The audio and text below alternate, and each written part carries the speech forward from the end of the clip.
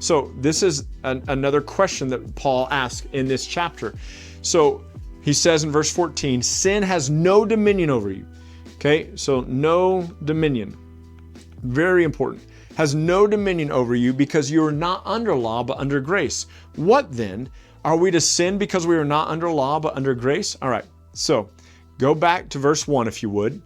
What shall we say? Shall we continue in sin that grace may abound? What was the last part of chapter 5? Wherever sin abounds, grace abounds more.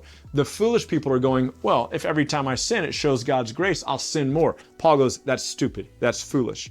And then you come down to verse 15 and verse 14, and he goes, you're not under the law, but you're under grace. And so some people are going, well, if I'm not under the law, I can do whatever I want to. This is the argument that a lot of people have. They say, Ryan, if you teach that we're not under the law, people will be sinners. People will be heinous. People will run into all sorts of wickedness. No. You're not under law, but under grace. And then Paul answers that question with a question in chapter 15 or verse 15. So shall we sin more since we're not under law? If I'm not weighed by the law anymore, I guess just sin as much as I want. And what does Paul say? By no means.